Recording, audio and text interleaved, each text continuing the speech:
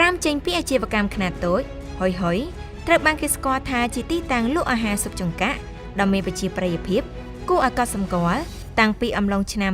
2017មកម្ល៉េះ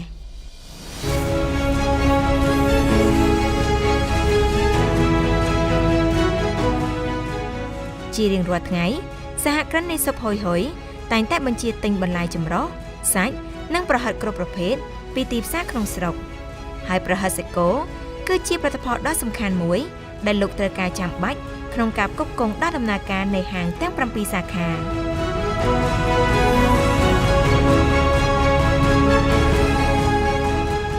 យ៉ាងណាក៏ដោយដោយសាររសជាតិនៃប្រហិតសេកូនៅលើទីផ្សារទូទៅ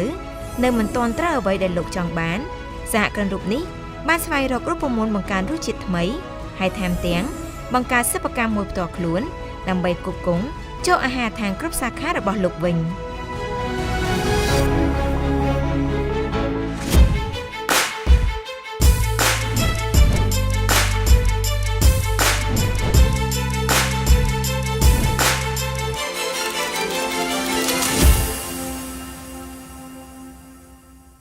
ដើមកំណត់ដំបូងនៃការបង្កើតសិប្បកម្មហ្នឹងមកគឺដោយសារតែខ្ញុំមានអាហារដ្ឋានខ្លួនឯងស្រាប់អញ្ចឹងហើយតម្រូវការនៃការប្រើប្រាស់ផលិតសេកូមានច្រើនហើយប្រហិតសេកូដែលខ្ញុំទិញពីទីផ្សារមកហ្នឹងវាគុណភាពហើយនឹងរសជាតិវាអត់ដូចអ្វីដែលខ្ញុំចង់បានអញ្ចឹងហើយបានជាខ្ញុំពិភាក្សាជាមួយគ្រួសារខ្ញុំក្នុងការស្វែងរករូបមន្តនិងកែច្នៃចេញជារូបមន្តប្រហិតសេកូហ្នឹងមកយើងបើកអាហារដ្ឋានចាប់តាំងពីឆ្នាំ2017មកអញ្ចឹងមានរយៈពេលចូល6ឆ្នាំហើយយើងទៅតែចាប់ផ្ដើមផលិតប្រហិតសេកូហ្នឹងរយៈពេលជាង1ឆ្នាំហ្នឹងទេសេកូហ្នឹងយើងទិញមកពីខាងស្នឹងនៅក្នុងខេត្តបាត់ដំបងទល់ដែនជាមួយនឹងខេត្តប៉ៃលិនហើយមូលហេតុដែលយើងទិញពីខាងហ្នឹងមកដោយសារតែកសិករយើងគាត់ចិញ្ចឹមគោហ្នឹងគឺដោយវិធីពាក់កណ្ដាលធម្មជាតិគឺគាត់លាយស្មៅលាយអីចឹងធ្វើឲ្យសាច់ហ្នឹងមានគុណភាពល្អហើយរសជាតិឆ្ងាញ់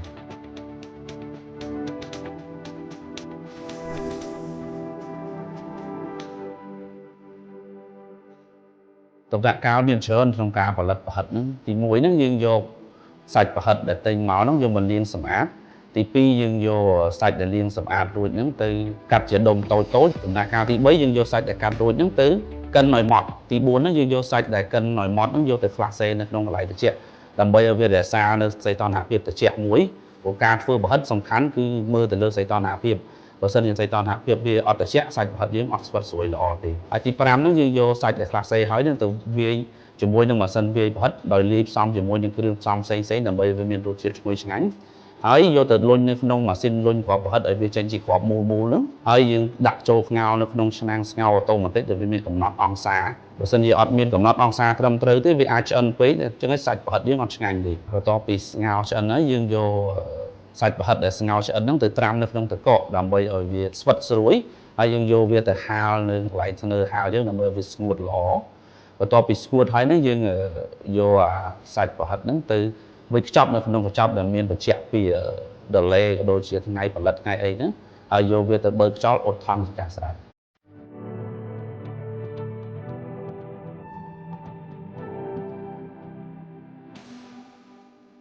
រយៈពេលនៃការផលិតប្រហិតសេកូហ្នឹងមានរយៈពេលប្រហែលជា3ម៉ោងចាប់ពីយើងយកសេកូហ្នឹងទៅលាងរហូតដល់ចេញជាផលិតផលសម្រេច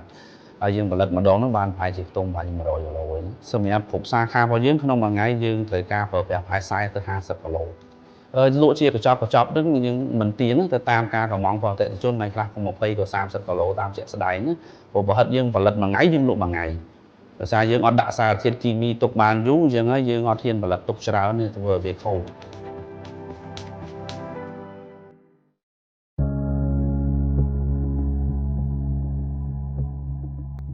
លក្ខណៈពិសេសសម្រាប់ប្រហិតរបស់ខ្ញុំគឺផលិតពីសាច់គោសុទ្ធ 100% ហើយយើងអត់មានលាយម្សៅឬក៏លាយសារធាតុគីមីដែលទុកបានយូរទេវត្ថុធាតុដើមវាមិនសូវជាថ្លៃប្រហែលទេសម្រាប់ការទិញមកហ្នឹងព្រោះសាច់គោយើងទិញបានតម្លៃផ្ទាល់នៅកសិដ្ឋាននៅតាមជនបទអញ្ចឹងតម្លៃវាធូរថ្លៃទេហើយសម្រាប់គ្រឿងទេសផ្សំផ្សេងៗក៏វាមិនជាថ្លៃប្រហែលដែរ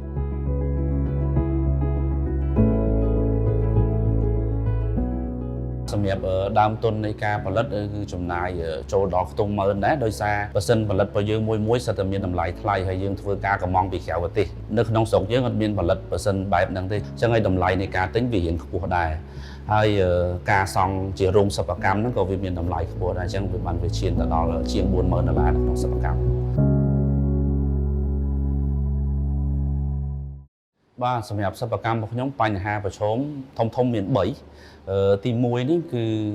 ទៅលើអតិថិជនភាគច្រើនអតិថិជនគាត់តែងតែធ្វើការប្រៀបធៀបអំពីតម្លៃព្រោះខាងប្រហិតរបស់ខ្ញុំមានតម្លៃយ៉ាងខ្ពស់ជាងតម្លៃប្រហិតនៅលើទីផ្សារហើយបញ្ហាទី2ហ្នឹងគឺការប្រកួតប្រជែងនៅលើទីផ្សារហ្នឹងហើយពីព្រោះសិប្បកម្មផ្សេងដែលគាត់ផលិតប្រហិតនៅលើទីផ្សារគាត់ដាក់លក់ចេញនៅតម្លៃធូរថ្លៃជាងសិប្បកម្មរបស់ខ្ញុំសិប្បកម្មរបស់ខ្ញុំគឺផលិតពីសាច់គោសុទ្ធ 100% ហើយយើងអត់លាយម្សៅអត់លាយសារធាតុគីមីទុកបានយូរអីទេអញ្ចឹងហើយការផលិតរបស់យើងហ្នឹងគឺទៅតាមស្តង់ដារអនាម័យទៀតអញ្ចឹងហើយវាធ្វើឲ្យតម្លៃនៃការផលិតខ្ពស់ហើយតម្លៃដែលលក់ចេញក៏វាខ្ពស់ទៅតាមហ្នឹងដែរទៅលើទីផ្សារហើយបញ្ហាប្រឈមទី3ហ្នឹងគឺបញ្ហាការរក្សាទុកបានយូរព្រោះប្រហិតយើងអត់ដាក់សារធាតុគីមីទុកបានយូរអញ្ចឹងយើង delay វាតែ10ថ្ងៃទេអញ្ចឹងហើយមានការលំបាកមែនទែនសម្រាប់ខ្ញុំក្នុងការផលិតក្នុងការរៀបចំទុកដាក់វាហើយនឹងធ្វើការលក់ទៅតាមទីផ្សារសាធារណៈពួកគាត់យើងពិបាកទទួលយកធម្មតាបើសិនជាយើងអត់សម្លឹងឃើញឱកាសទេយើងអត់បើកជាសិប្បកម្មហ្នឹងទេឱកាសហ្នឹងគឺខ្ញុំធ្លាប់បានទិញប្រហិតពីទីផ្សារច្រើនហើយសម្រាប់រយៈពេល6ឆ្នាំនៃការបើកអាហារដ្ឋានរបស់ខ្ញុំហើយសិប្បកម្មខ្លះក៏អនុញ្ញាតឲ្យខ្ញុំចូលទៅមើលដែរព្រោះយើងទិញគាត់ច្រើនហ្នឹងខ្ញុំក៏ស្នើសុំចុះទៅមើលហើយខ្ញុំសិក្សាពីចំណុចខ្វះខាតរបស់សិប្បកម្មមួយហើយជាពិសេសមួយទៀតហ្នឹងខាងសិប្បកម្មរបស់ខ្ញុំក៏មានយកផលិតផលសម្រាប់ចូលទៅក្នុងមន្ទីរពិសោធន៍ថ្នាក់ជាតិដើម្បីត្រួតពិនិត្យសារធាតុដែលអាចប៉ះពាល់សុខភាពដល់អ្នកប្រើប្រាស់ហើយមួយទៀតហ្នឹងខាងសិប្បកម្មខ្ញុំក៏មានវិញ្ញាបនបត្រចេញពីក្រសួងនិងមន្ទីរឧស្សាហកម្មវិទ្យាសាស្ត្របច្ចេកវិទ្យានិងនវានុវត្តន៍ផងដែរ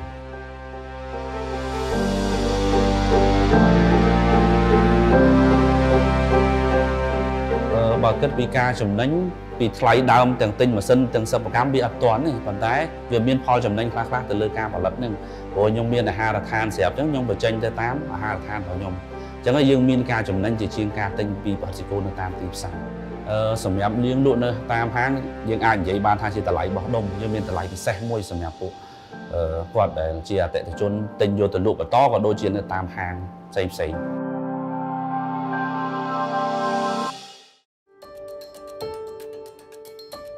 បាទសម្រាប់ខ្ញុំមិនមានភាពអីស្ដាយក្រោយទេព្រោះអ្វីដែលខ្ញុំធ្វើនៅពេលនេះគឺខ្ញុំដោយសារខ្ញុំបានសិក្សាពីបទពិសោធន៍ច្រើនពីការបើកអាហារដ្ឋានរបស់ខ្ញុំទើបខ្ញុំអាចបើកសិប្បកម្មនេះបានបើមិនជាខ្ញុំបើកតាំងពីដើមមកក៏ខ្ញុំអត់ដឹងថាសង្វាក់ផលិតកម្មនឹងត្រូវធ្វើម៉េចខ្ញុំអត់បានចុះទៅមើលតាមសិប្បកម្មផ្សេងអញ្ចឹងហើយខ្ញុំអាចបើកមកក៏អាចនឹងឆាប់បរាជ័យទៅវិញដែរអញ្ចឹងអ្វីដែលខ្ញុំបើកនៅពេលនេះគឺខ្ញុំសន្សំបទពិសោធន៍ខ្ញុំរាប់ឆ្នាំមកហើយទើបអាចខ្ញុំបើកចេញជាសិប្បកម្មហើយនឹងអាចស្រាវជ្រាវរករសជាតិមួយដែលខ្ញុំគិតថាខ្ញុំអាចលក់ចេញទៅដល់អតិថិជនបាន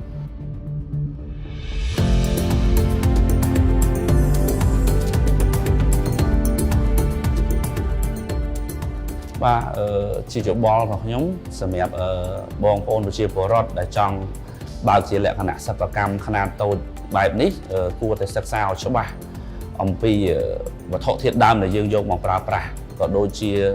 សិក្សាស្រាវជ្រាវនៅវិធីក្នុងការផលិតប្រហិតហ្នឹងហើយប្រៀបធៀបជាមួយនឹងផលិតផលដែលមាននៅលើទីផ្សារ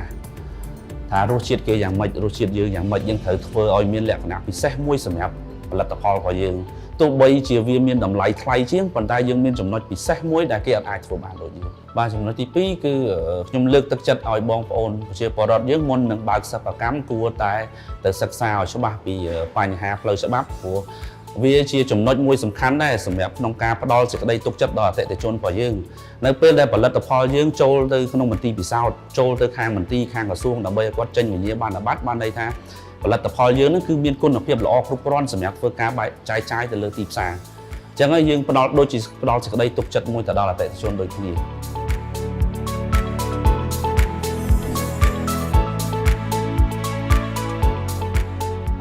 ក្តីសម័យរបស់ខ្ញុំនេះគឺចង់ពង្រីក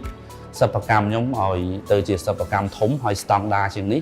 ហើយជាទូទៅនៅតាមសិប្បកម្មឬក៏រោងចក្រធំគាត់តែងតែមានផ្ដល់ទស្សនកិច្ចសិក្សាឲ្យសិស្សនិស្សិតដើម្បីគាត់ចុះទៅ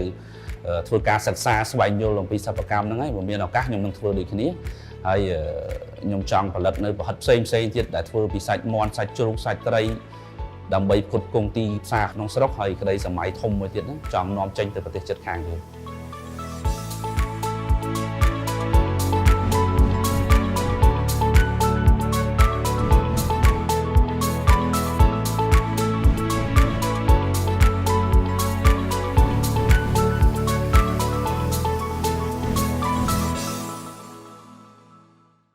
កម្មវិធីខ្មែរ Insider មានចាប់ផ្សាយរៀងរាល់ថ្ងៃពុធវេលាម៉ោង 12:30 នាទីថ្ងៃត្រង់